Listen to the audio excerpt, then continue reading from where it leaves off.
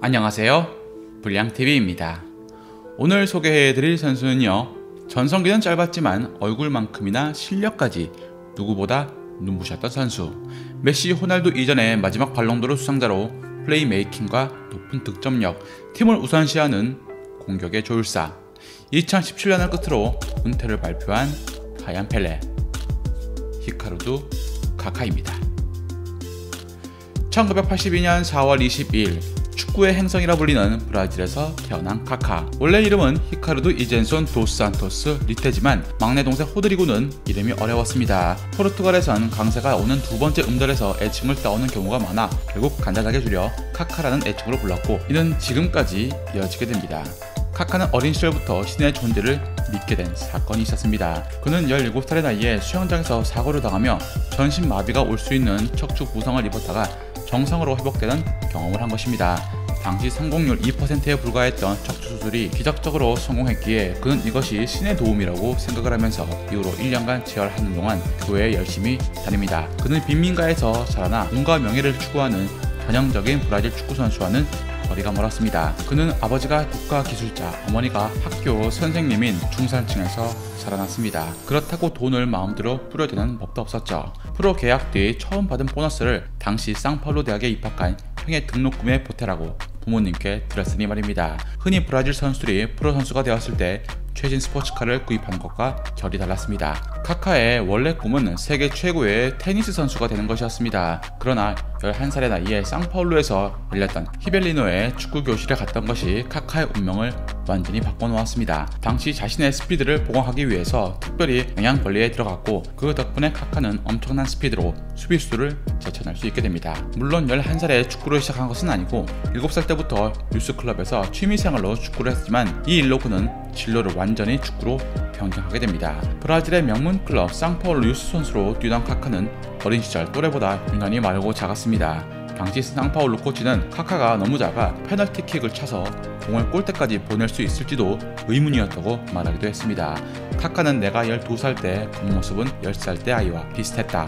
16살 때까지 또래보다 2년 정도 성장이 늦었다고 말했습니다. 상파울루 의료팀은 카카의 성장을 위해서 특별 프로그램을 마련했고, 카카는 이 프로그램을 충실히 따르며 또래만큼 성장합니다. 15세 때 상파울루와 정식 계약 후 2001년 1월 척추 수술 이후 1년간 회복에 힘쓴 그는 18세의 나이에 데뷔해 27경기에 출장해 12골을 넣었고, 다음해엔 22경기 10골을 득점했습니다. 그리고 이어진 세계 청소년 축구 대회에서 아드리아누 후베르토와 함께 활약하며 잠재성을 드러내기 시작합니다. 전 세계가 그를 차세대 축구 천재로 주목을 한 것은 아니었지만 그의 재능은 충분히 브라질 축구의 새로운 희망이 될 만했습니다. 그리고 리그에서 상파울루컵 결승과 브라질컵 4강으로 이끌고 2002년 들어선 팀의 간판 스타로 떠오르며 리그를 대표하는 선수가 됩니다. 2002년 90년대 후반 라리가 최고의 테크니션 잘미냐가 감독과의 불화로 대표팀에서 빠진 상황 속에 빈자리를 채우기 위해 스콜라리 감독은 카카를 부릅니다. 많은 주목과 기대를 받은 카카는 2002년 월드컵에서 교체 선수였지만 한 경기에서 20분을 뛰며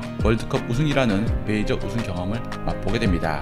2003년까지 상파울루에서 브라질 상위권을 이끌던 카카의 잠재성을 유럽 구단들이 주목했고, 그의 영입 전설에 달려든 팀은 바로 AC 밀란이었습니다. 당시 카카의 영입 작업을 추진했던 인물은 전 밀란 선수이자 브라질 국가대표 선수였던 레오나르도였습니다. 레오나르도의 노력 덕에 밀란은 당시 첼시가 제시한 금액의 절반에 해당하는 116억이라는 가격에 카카를 확보하는 행운을 거머쥐게 됩니다. 그리고 2003년 후이 코스타의 장기적인 대체자가 될 것이라는 기대와 함께 백업 멤버로 밀란에 합류하게 됩니다.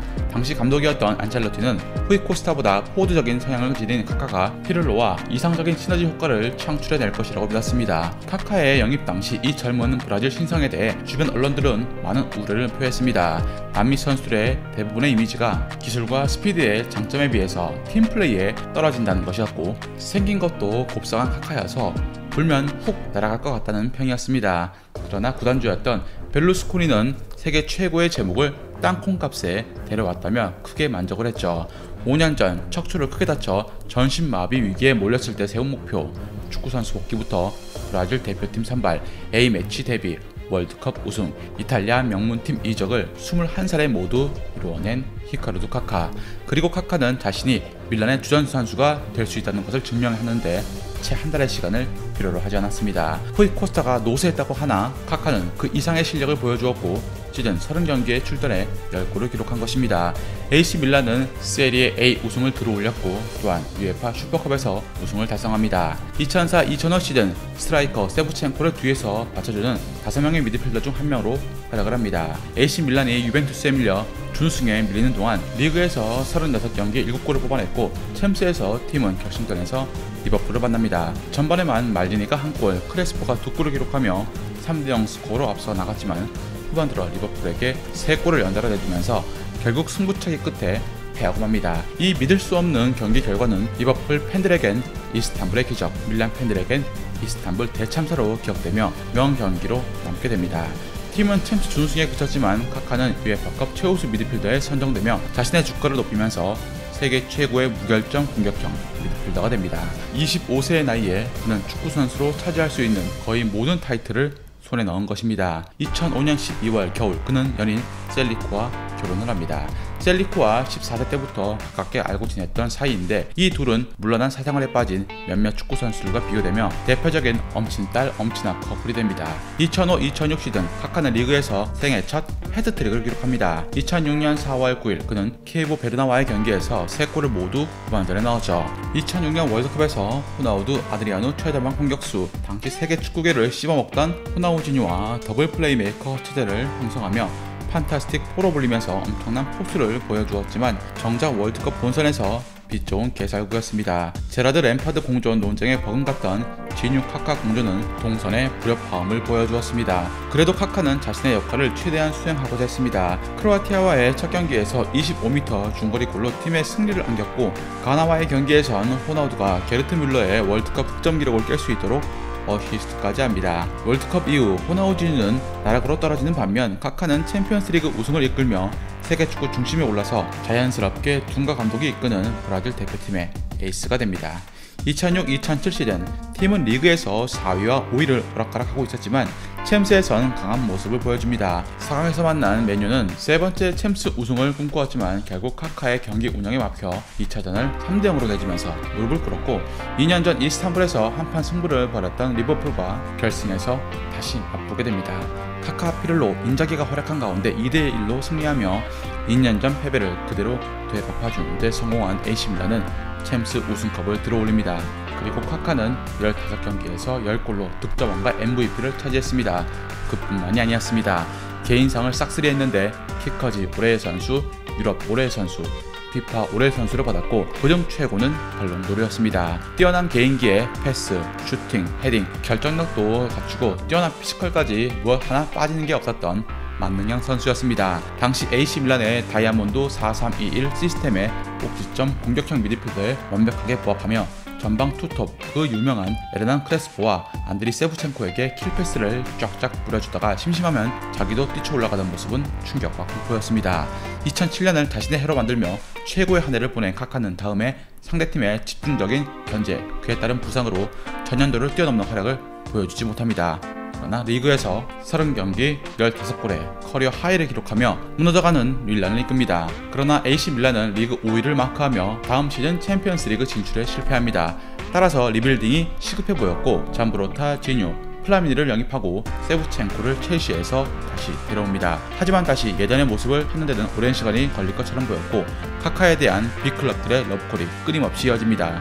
그중 레알은 카카에게 지산에게 내주었던 이적료 이상을 제의하며 카카의 영입을 간절히 바라보고 있었고 카카의 아버지에 접촉을 하면서 카카를 설득하는 데 공을 들였지만 AC 밀란은 레알의 요구를 거절, 이적 불가를 발표해버립니다. 그러나 AC 밀란은 당시 심각한 재정난에 시달렸고 결국 카카를 레알로 890억에 팔게 됩니다. 그는 2009년 6월 30일 베르나베우 경기장에서 5만 명의 팬들 앞에서 공식 입단식을 가집니다. 카카는 피스컵에 참가하지 않았고 데뷔전을 미루다가 토론토전에서 비공식 데뷔전을 치렀으며 공식 데뷔골은 비아레알전 PK였습니다. 엘 클라시코전에서 카카밖에 안 보일 정도로 중원과 2선을 오가며 엄청난 활동량을 보여주었고 결정적인 찬스도 만들어냅니다. 적응기가 필요 없었던 그는 리그 중반 부상을 당해 잔여 경기를 모두 날려버리게 됩니다. 부상 복귀 이후 후반기에도 폼을 끌어올리지 못해 팬들의 비난을 받았습니다. 레알 이적 첫해 33경기 9골 8도움은 스탯은 나쁘지 않은 수준이었지만 문제는 다음 해였습니다. 무릎 부상이 완전히 낫지 않던 2010년 그는 무리하게 월드컵에 출전을 했고 월드컵이 끝나고 4개월을 재활 치료에만 매달려야 했습니다. 이는 카카의 전성기가 꺾이게 된 가장 큰 치명타가 되었죠. 따라서 2010-2011 시즌 전반기는 거의 없다시피 했고 후반기엔 외질에게 주전 경쟁에서 완전히 밀리면서 벤치 멤버로 뛰게 됩니다. 엄청난 주급과 이적료를 감안하면 먹튀로 보일 수밖에 없었죠. 장기간 컨디션 난조 및 부상으로 인해서 필드의 모습을 잘 드러내지 못했기에 안티도 부쩍 늘었습니다. 물론 경기에 등장만 하면 곧잘 골이나 어시를 기록해 클래스를 보여주었지만 사람들은 왜 경기에 나오지 못하는가라고 따지기 시작합니다. 관리도 축구선수로서 필수적으로 해야 될 부분임에도 카카는 이를 실패했고 결국 이적설까지 나오게 됩니다. 본인의 잔류 의지에 팀에 남아 한 해를 더 보냈지만 전체적인 피지컬 하락으로 무리뉴마저 그를 원하면 보내주겠다는 발언을 합니다. 밀란이 다시 카카를 데려오려 했지만 세금 문제로 포기해야 했습니다. 2012-2013 시즌도 레알과 함께하는 카카였지만 팬들은 제발 카카를 팔자 할 정도로 잉여 자원으로 보았고 팀 내에선 메스투 외질, 루카 모드리치에 밀립니다. 여기까지는 어찌 경쟁을 해본다 하더라도 2013년 여름 신성 이스코가 레알로 합류하자 그의 미래는 더욱더 암울해집니다. 옛 스승 안젤로티와의 제외였지만 카카는 이적시장 이틀을 남겨놓고 이적 요청을 했고 레알은 그를 자유계약으로 놓아주게 됩니다. 결국 연봉을 절반 이상 삭감하며 AC 밀란으로 돌아온 그였지만 바로 부상을 당해버려 팬들은 뒷목을 덮고 쓰러집니다.